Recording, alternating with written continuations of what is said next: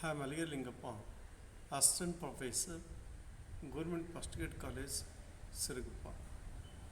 So today I will discuss about a relation between Young's modulus, rigidity modulus, bulk modulus, and Poisson's ratio, which is under the chapter elasticity.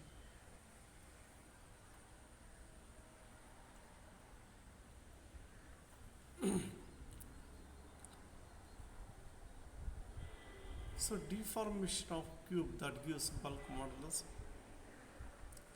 Let us consider a unit cube A, B, C, D, F, G, H, A. Suppose force Tx, Ty and Tz acting perpendicular to the faces BHD and AFGC, ABDC and EFGH, ABEF and DHGC respectively. So as shown in the figure. So Tx, Ty and Tz, they are the forces which are acting along x-axis, y-axis and z-axis.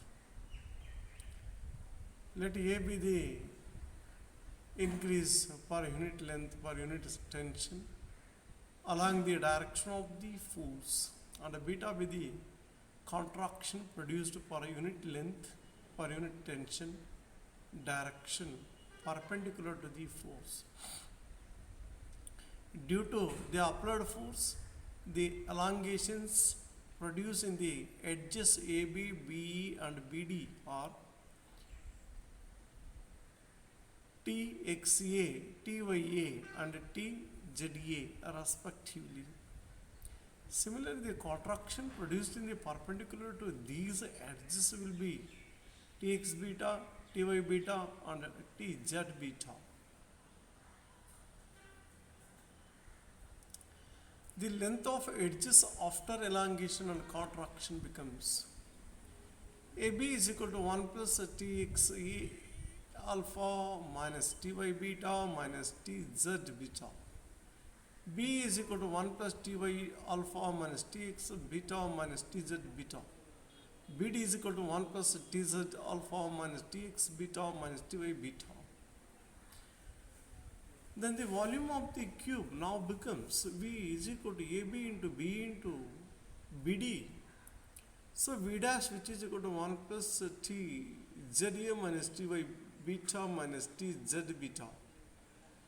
1 plus Tx alpha minus Ty beta minus Tz beta into 1 plus Ty alpha minus Tx beta minus Tz beta into 1 plus Tz alpha minus Tx beta minus Ty beta. V dash is equal to 1 plus alpha minus 2 beta into Tx plus Ty plus Tz. Neglecting squares and products of alpha and beta. In the case of bulk modulus, the force acting uniformly in all the directions since Tx is equal to Ty is equal to Tz. V dash is equal to 1 plus A minus 2 beta into Tt.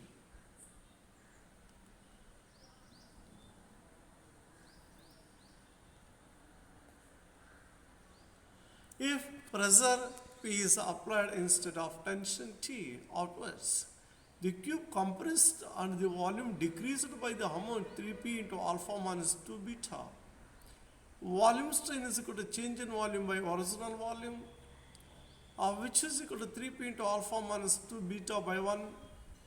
Then bulk modulus K, which is equal to stress by volume strain, which is equal to P by 3P alpha minus 2 beta. Where PP get cancel each other, therefore K is equal to 1 by 3 alpha minus 2 beta. Compressibility is equal to 1 by K is equal to 1 by 3 into alpha minus 2 beta.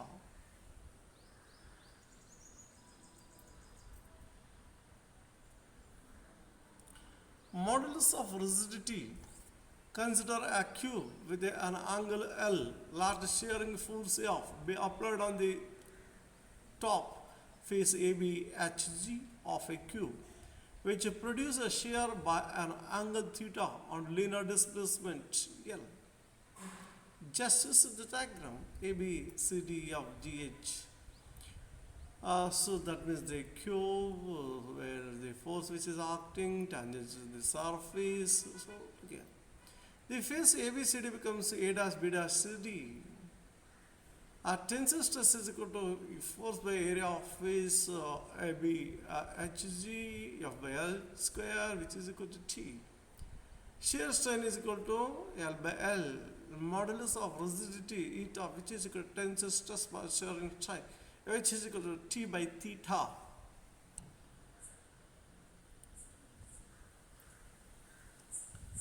Modulus of rigidity eta is equal to tensile stress by shear strain, which is equal to T by theta.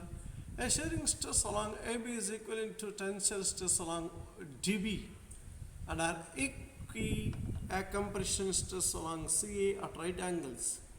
If alpha and beta are the longitudinal and lateral strains per unit stress respectively, then extension along diagonal dB due to tensile stress is equal to dB T alpha, and extension along diagonal dB due to compression stress along AC is equal to dBT beta. Therefore, the total extension along dB is equal to dBT into alpha plus beta. But from the above figure, diagonal dB is equal to root of L square into L square. Therefore, the total extension along dB is equal to dBT into alpha plus beta. But from the above figure, diagonal dB is equal to root of L square into L square. So, dB is equal to root 2L.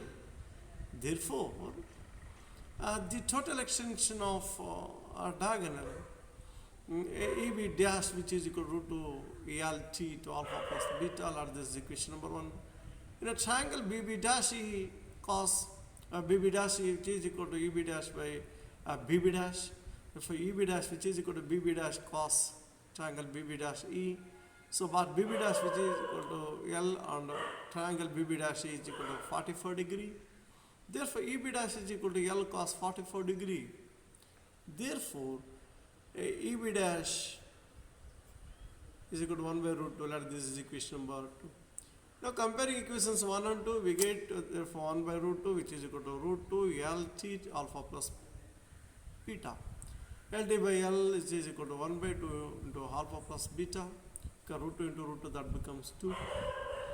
Then after simplification, eta is equal to 1 by 2 into alpha plus beta.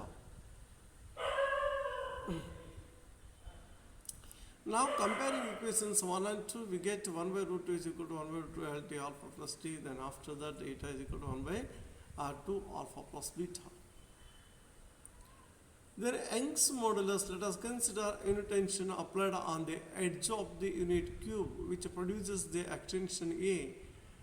A linear stress is equal to 1 and a linear strain is equal to alpha by 1, which is equal to Young's modulus of Y is equal to 1 by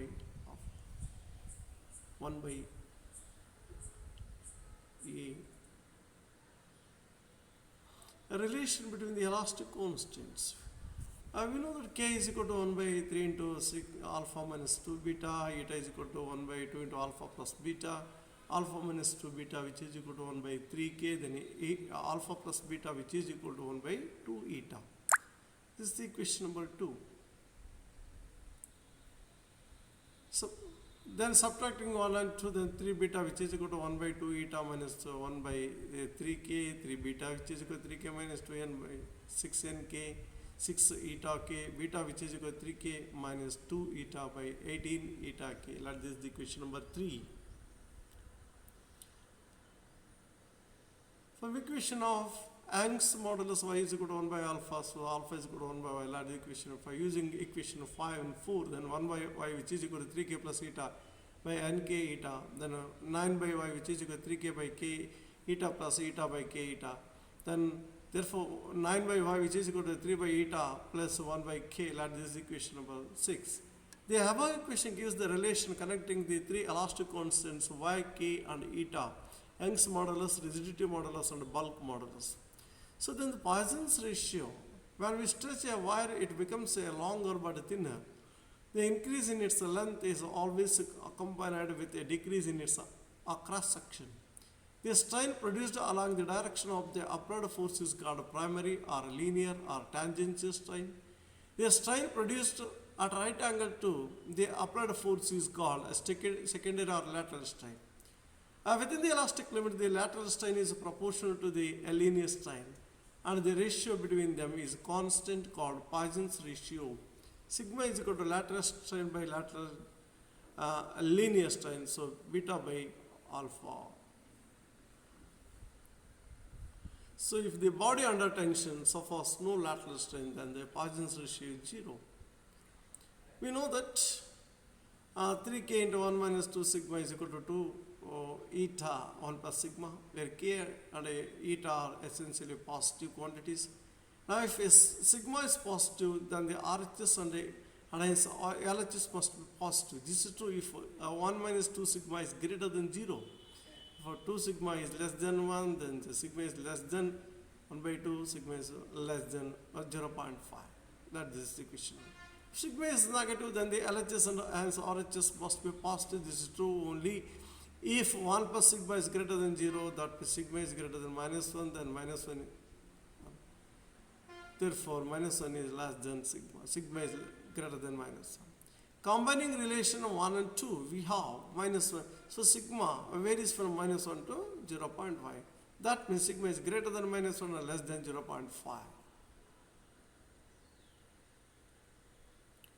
So, thus the limiting values of sigma are minus 1 and 0.5. In actual practice, the values of sigma lies between 0.2 to 0.4. Thank you.